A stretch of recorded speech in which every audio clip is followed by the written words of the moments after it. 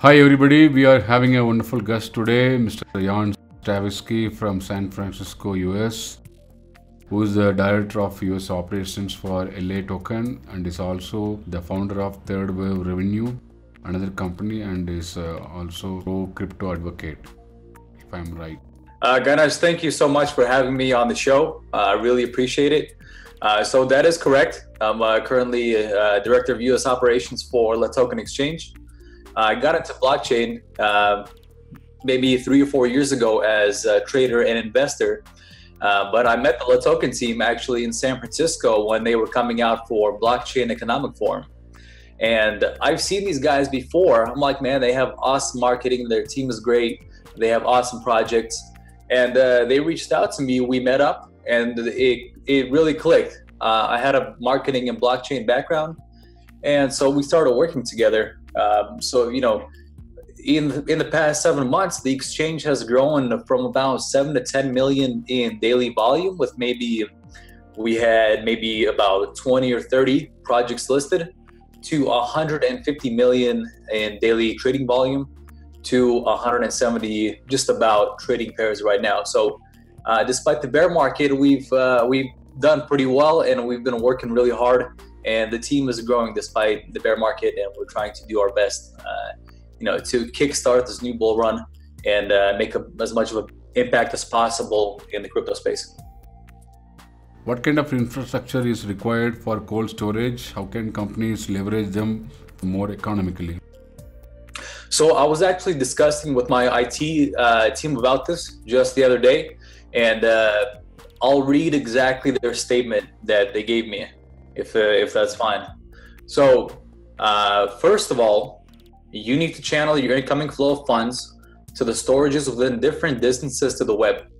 So that means one with constant connection, with variable connection, and those with almost no connection. It requires the monitoring system that controls the accumulated balances and distributes the inflows of the storages according to our risk policy. This aims to have a little portion of funds required for daily withdrawals on the exchange, on hot wallets, and this limits the loss of funds, given that the majority is held in cold storage. Now, the trade-off between security and economical operations, the security is, I gotta pop up 1 second. So the security here is the most important thing, right? But the trade-off between economical operations is that the core industry, which is still quite vulnerable to hacker attacks. However, to be efficient in the internal relocation of funds, one can achieve through the effectiveness of the transactions, having them pooled and setting the variable fees that depends on the timelines to be executed. This way we can have good security while still having good operations and minimize the losses of funds. Can introducing cryptocurrency transactions in retail outlets increase the adoption to a greater extent? What are the challenges involved in this? This is a great question. And I think for cryptocurrency, this is the next step.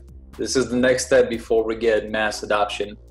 And I think exchanges play a very big role in this, but with the help of third-party integrations, for example, maybe hardware integrations into everyday stores, into strip malls, into let's say McDonald's, this is going to make it possible for somebody to come in to pay, for example, with Litecoin. It instantly gets traded, verified, and the biggest thing I see is that the store or the business is not going to be paying that 3 or 4% fee that the credit cards are charging. Not only that, it's going to be, not just usable in US, it's going to be usable worldwide. There's not going to be fees on the business side. They're going to want to use it. It's cheaper, it's faster, and you can use it not just in the country that it's based out of, just based on the banking relationships and whatnot. So absolutely. Exchanges play a big role too. Third-party providers of hardware, I think, are going to play a big role in this. Somebody that's able to roll out hardware that they can, pretty much distribute to any big business, US, Europe, Asia, Those are the main ones. And this will be the next big step for cryptocurrency adoption. And I think it's going to happen in the next year or two for sure. What kind of security measures you have put in place to counter the hacking attempts? So if anybody wants to check out the security measures, we have it on the homepage of LAToken. So I'm just looking at it right now. If you just go to LAToken.com, scroll down just a little bit, you're going to see all the security measures that we have for the exchange. And I'll just list them really quick. We have them right over here. So security on the platform. We have encrypted keys, secure storage. Almost 99.5% of the funds are in cold storage. We only hold a very minimal amount for operations and to minimize all losses. Of course, we have DDoS protection, password security, SHA-256. Data transmission security, and of course, two-factor authentication. This is important for every exchange to have, but it's also very important for the user to understand that they need to use this. They need to use it instead of a two-factor authentication like Google Authenticator or Authy, something like this. Not a phone number, because I think as we've heard stories, number porting and forwarding is a big issue, and this can result in the loss of funds. So this is big, and I think I should mention it. Mm-hmm. You have some new listings like the Deal Coin and Quanta. What unique selling points do you consider when approving newer coins? It's very simple. We're looking for great teams that are making great products that we think are going to see adoption, and that's going to bring the crypto market into mass adoption. As simple as that. Great team that's making a great product. What are key pitfalls where smart contracts could potentially fail and be a showstopper while promoting STO? How would you address such eventualities? So we're a centralized exchange. We're not depending on crowd sale smart contracts. So we're responsible for the user's money, and we make sure the funds are safe, right? So we're not depending on the crowd sale smart contract. If something goes out of control, how do you restore the trust? So let me give you an example. The worst thing we've had on the exchange was users weren't able to withdraw funds for a period of maybe 24 to 36 hours. And the reason being is we were improving infrastructure on the exchange, so they were able to handle operations much better, and we have better security features. Now, I think what we can do a little bit better is notify the users on multiple platforms so that everybody's informed. And to this day, we've never had any kind of serious security issue. But if we do, of course, our team is ready 24/7. Our IT department is there like that, literally 24/7. And if any situation does happen, it'll be fixed within 24 hours, no doubt. Are LAToken widget promotions proving profitable? What's the overall acceptance success rate? So these promotions have actually been proving really successful, as opposed to just doing and I think it's really proving successful for newly listed projects. Maybe a project that had a recent listing, maybe it only has a couple of exchanges. And the important thing about these promotions is that an airdrop or a bounty program, this increases the project's community by a lot. And not only that, if they're doing a new listing, it gives them a lot of exposure and of course helps out with volume on the exchange and helps maintain it. Now, I want to explain the type of airdrops and bounties we're doing. And the way we do it is, if a project wants to do an airdrop, give away, let's say $200,000 worth of their tokens, the way they should definitely do it is to have a bounty type of program where a user needs to go, for example, like their Twitter page, reshare a post, download the product. This way we can get the project and get our user base to go and, for example, if they have a beta launch or something, our user base can go and try out the product. This way we can kind of fuel adoption a lot better. actually get our user base to use dApps instead of just like previous projects we're doing, just throwing out coins.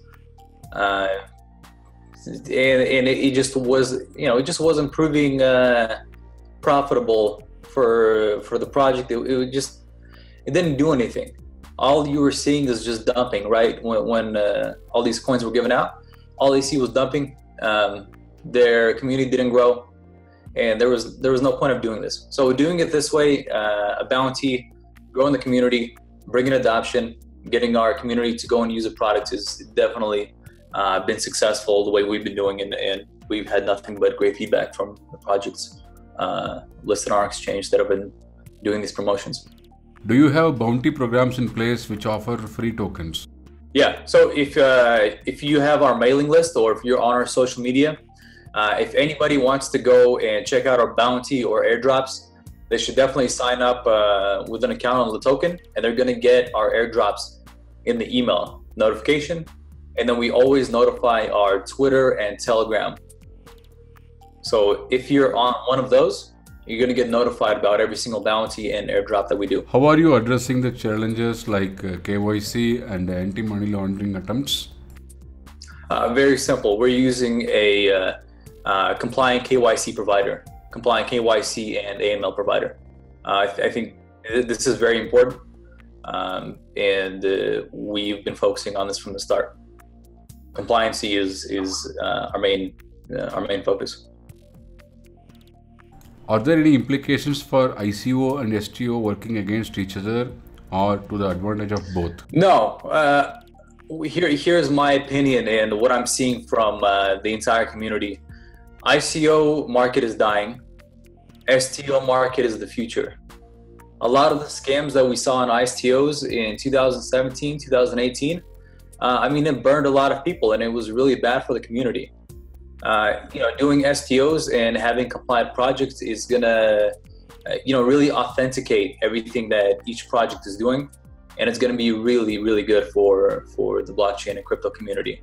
ICOs are dying. They're not a competition. It's simply the movement from ICOs to STOs. And maybe it seems like right now they're competing. They're really not. It's just a shift going from scammy ICOs where projects raise money, buy Lambos, buy islands, to actual authentic projects doing great things and building products, and not having a white paper which raises $100 million and not delivering a product. That has to go. So ICOs are dying, STOs are coming in. They're gonna be here. It's inevitable. So you mean STOs are going to replace ICOs completely? I think there's going to be a small ICO market because there are some projects that have utility for their tokens. But STOs are going to definitely take over ICOs, and it's going to be a much bigger market. I was just following your LinkedIn posts and saw your scam alert today about Charles Boskerville. Yeah, it's not related to LAToken, but I use social media to make everybody aware, to have great connections with the blockchain community.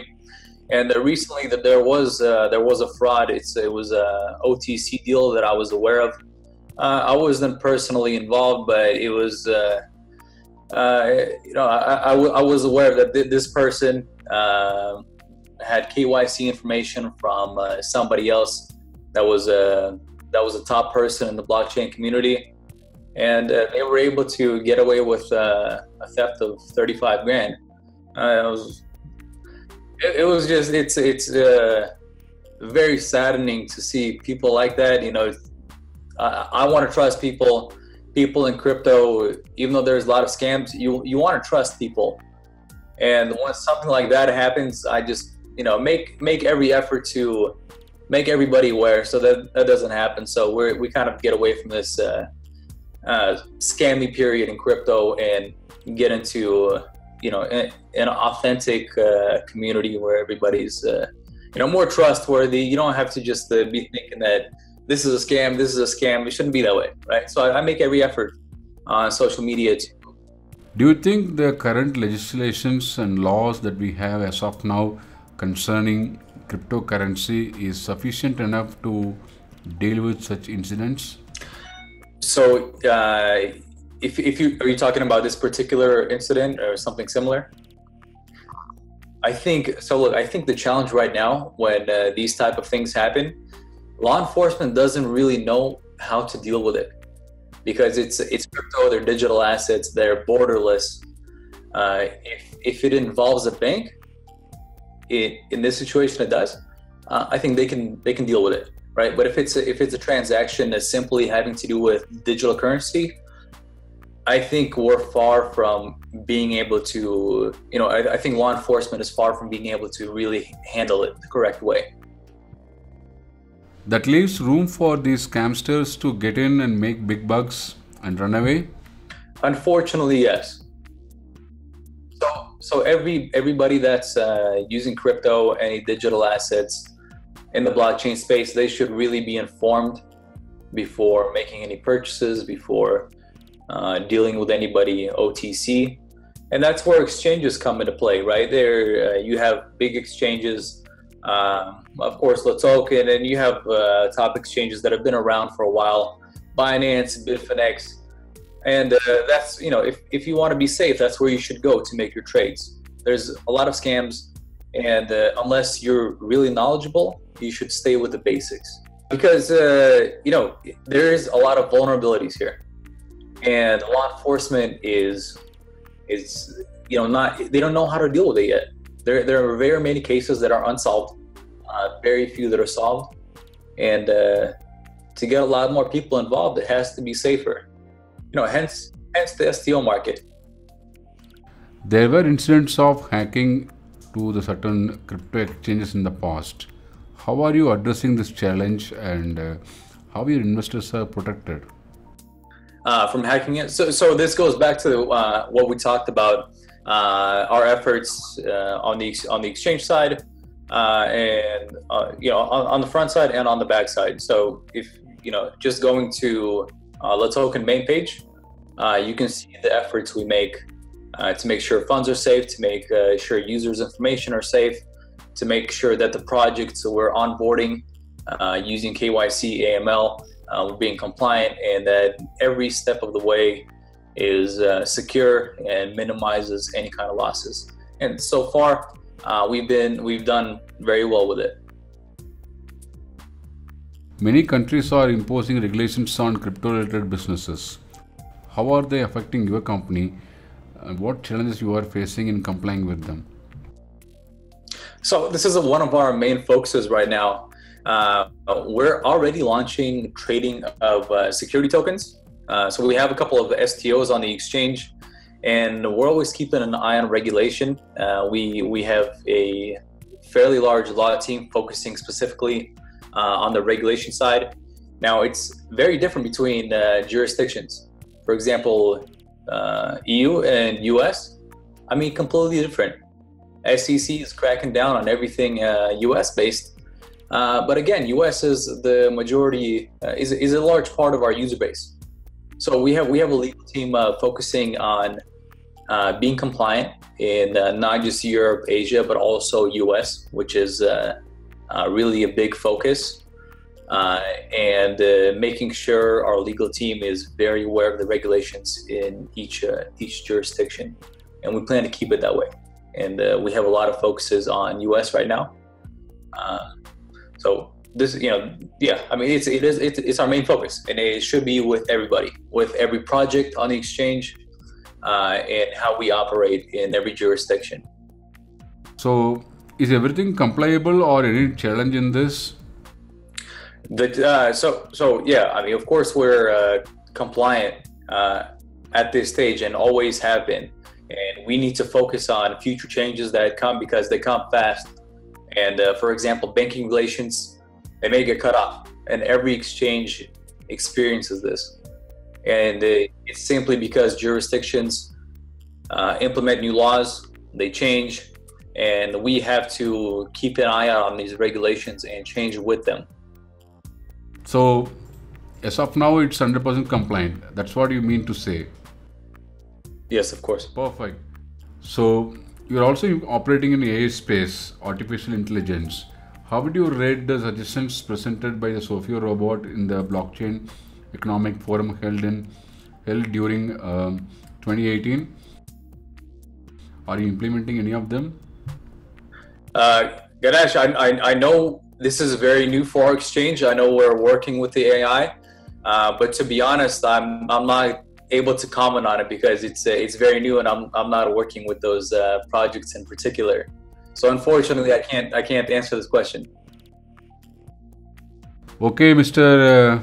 Yan Stavisski, it was very nice talking to you, and we appreciate your time and patience for sharing your knowledge in the blockchain front. Ganesh, I appreciate you having me on the show. Thank you very much. We should definitely keep in touch and do this again. Maybe in a couple of months when you see some progress with the projects on our exchange. And I want to say it's very, very important that you're doing a show like this and making everybody aware of blockchain and crypto, getting different projects on exchanges, because during the bear market, the people that stay around are the people that stayed around in the bear market. So you're doing a great job. I really applaud you for doing the show, and thank you for having me on. Thank you very much. Have a great day. Thank you. Likewise. Cheers. Bye.